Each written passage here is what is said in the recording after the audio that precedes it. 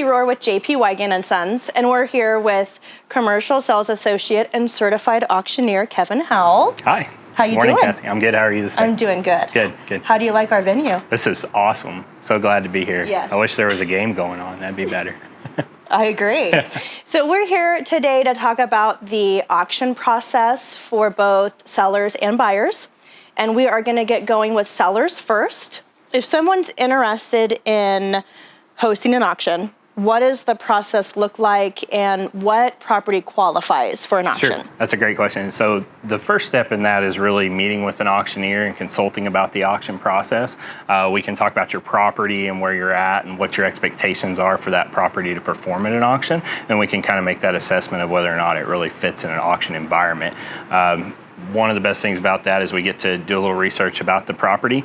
And to talk about properties that really work at auction, a lot of times it's more the buyer that dictates whether something works. In the commercial industry, we really see a push towards auctions and that really being a good way to market a property. And that has to do with a sophisticated seller bringing good, educated buyers in that are pre-qualified and ready to perform at auction. But that competitive atmosphere at auction really is something that the sophisticated sellers understand about what they're going to do with their property. Could an auction result in a higher sales price than a traditional listing? Yes, absolutely. The higher desirable the property, the more people we have interested in it from day one. What we do is we create that competitive atmosphere. That coupled with an accelerated, aggressive marketing plan brings in buyers that are ready to compete. So that's absolutely an option and happens more times than you think, and hopefully a lot. So the determined marketing period, does that also help you guys promote the auction? It does.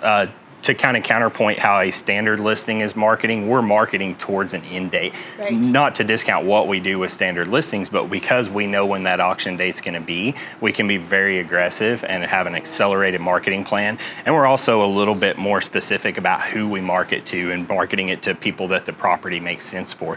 Sure. The reality of auctions, in my opinion, is that it's 99% marketing for the auction and 1% bid calling. So everybody wants to hear your bid call and that, and everybody's interested in that, and there's a high draw for that. But it's really 99% marketing. So we do our job aggressively marketing. We bring in pre-qualified buyers and that are ready to perform on auction day. So. What is a buyer's premium? So a buyer's premium in a standard listing, we would typically refer to that as a commission. It's basically, in this situation, the commission actually flips to the buyer's side. So it's the buyer's premium or the commission comes from the buyer's side of the transaction instead of from the seller's side. It's another great point to make to people or for them to understand about an auction because they're, instead of factoring that 6% or whatever that commission might be into how much they need for a property, now they can kind of figure out, okay, we can be a little bit more aggressive on the price that we get for the property because we're not paying the commission.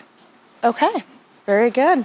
So if a property doesn't sell at auction, what are the seller's options? Right, so it does happen. There are times, that we can't come to an agreement on auction day, but really the biggest benefit there, as much as we try to prevent that and we don't want to see that happen, we've developed a really, really good list of potential buyers through the process of people calling us about the property and investigating the property ahead of time. And also if they do show up ready to bid on auction day, we know they're pre-qualified and we know they're ready to buy. So really what we've done is we've given ourselves a really good list of people to market the property to. And it also gives us a scope into what that property is really worth and what the market value is, so we can step back and evaluate that with those potential buyers and kind of get a plan and a strategy to go forward with that. Very good. That's good to know because I always wondered. Yeah. And you're right, you have a pool of qualified buyers you can just market directly to. And ultimately, we don't want that to happen, but if it does, I mean, there's a positive way to move forward with that, and we know a lot about the market. That's one thing about an auction is we know what the market is that day for that specific property, and so then we can kind of take that into account and then, work with those buyers to get where we need to be on the property. So what about commercial and residential? Are both processes structured the same? A little bit the same. I mean, the general process, a general agreement is the same, but the difference for me really for commercial is everything that a buyer's doing in that situation is very business minded. So it becomes a little more black and white, just like commercial real estate does in general. It's about finances, about whether or not it makes sense at this price or that price. On the residential side, a lot of times, depending on what the property, if it's investment property, you see kind of that same strategy come into play.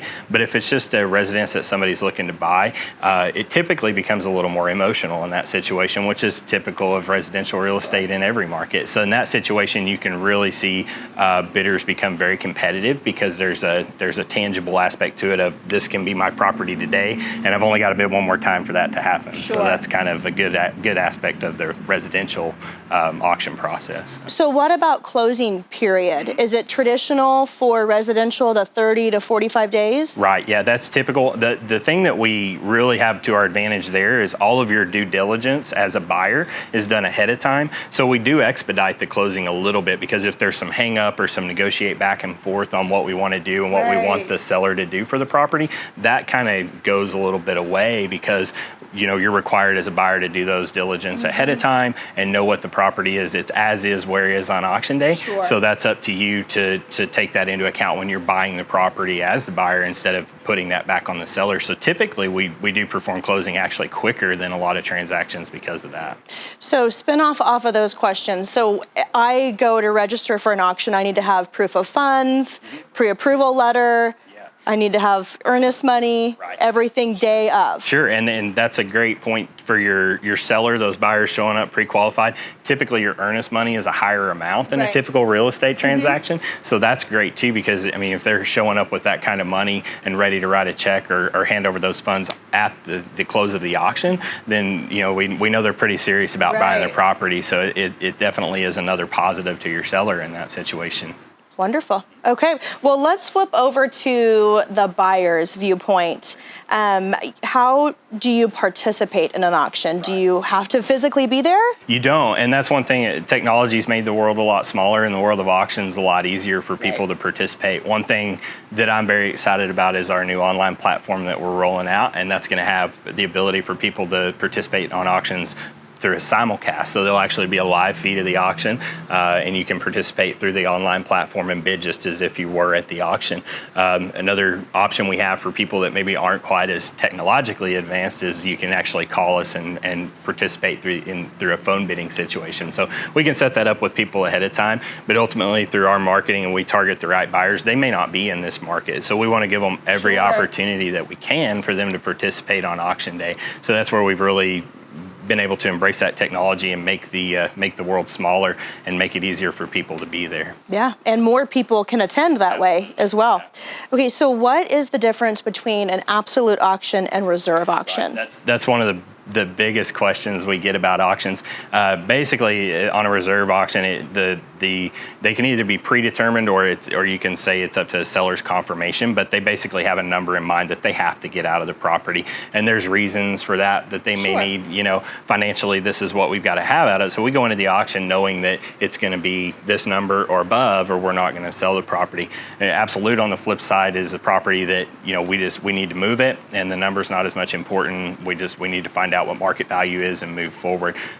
So the absolute auction does bring some good marketing angles into effect, because if people love to know showing up on auction day that property is going to sell today. The reserve, if we can meet the reserve, the minute we meet the reserve and we can say the property is going to sell today, typically see a little bit more an uptick in bidding and some more interest in the property at that point, because at that point some bidders that may have not been readily bidding before may come off the sidelines knowing that the property is going to sell now. So it's just a little bit different angle. We can bring those buyers there with an absolute, knowing that it's going to sell no matter what, or with the reserve, it's our job to get it to that reserve as quick and as efficiently as possible, so then we can go beyond that, hopefully. Do you see one more than the other? It's probably, right now, I would say we see more people interested in the reserve angle, just because they're trying to protect their interest. And I certainly understand that. That's one thing in the initial consultation that we're going to talk to you about, like, what are your real expectations for this property? What data and backing do we have to get to that price? And we want to feel comfortable with that reserve price for you and for us, so we can get to it and ultimately, hopefully, go beyond it with the competitive atmosphere. Makes perfect sense. So inspections, you know, do you have the ability to have an inspector in the property before you bid? Yeah, you're required as a bidder to do all of your due diligence ahead of time. So we, just like a typical listing, whether it be commercial or residential, you can view that property and have an inspector, have somebody go through it with you ahead of time to make those assessments. Now, you're not going to have the same opportunity to negotiate on needs, but you can take that into the auction as far as, you know, calculating what you're willing to give for a property, knowing that some of these things are involved. But yeah, absolutely, we hold them open just like we would a residential house or a commercial property for people, and we're always happy to show it up until that auction day. And we also have on auction day at least an hour before where we're set up and we can talk about the property. We hand out a really informative property information packet that tells you all about the property. So if there's any lingering questions that you might have, myself and the auction team will be there on auction day to address those issues firsthand and hopefully be able to help you. Can I purchase a property before the auction date? That's a really good question. When we write an auction agreement, we can leave that in there, the option to sell the property before auction. There are some advantages and disadvantages to that, obviously. As an auctioneer, we want a chance for our marketing and for our approach to work for you and for your property. But if somebody comes along and they need the property real bad and it's a number that makes sense for that buyer, you know, just like every other real estate transaction, that's an offer we have to present to the seller. So it just becomes a typical real estate transaction at that period.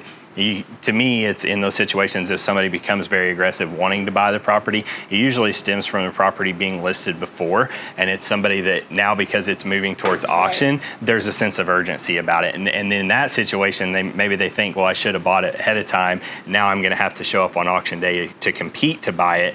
And they're maybe a little bit leery about that. So the ultimate deal with the auction process is it does create that sense of urgency about it. So sometimes that does bring a buyer forward. Again, that's an option within the auction agreement that we can decide on and that we'll consult with you on about leaving that door open for somebody to come along and buy it, or, you know, closing it and saying we're going to market this thing to auction day, and we'll be happy to work with you ahead of time, and we hope you show up on auction day. Got it. Okay. Very good. Yeah. Thank you so much for being here, doing this with us. Yeah, it's awesome. Great venue. Yes, I'm ma'am. ready to go walk around the field. Yeah, let's do that. Thank you so much for watching our In the Market video with Kevin Howell. If you have any questions, feel free to reach out to him, and we'll see you next time.